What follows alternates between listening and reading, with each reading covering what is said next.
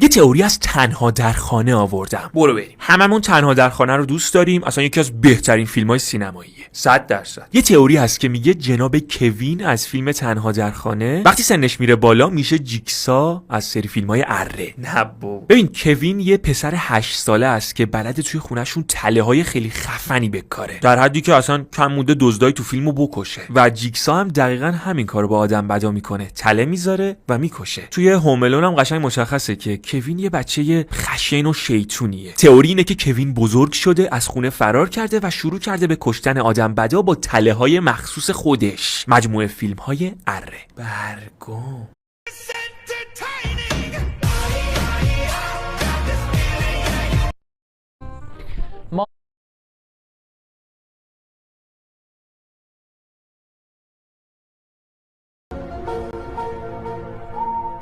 مامان زیاد واسم غذا نرید، گشنم نیست. بخور تو، گشنت حالیت نیست نمیفهمی. چه اصراری، خوب گشنم نیست. مامان اون لباس سبزمو ندیدی؟ همونجاست.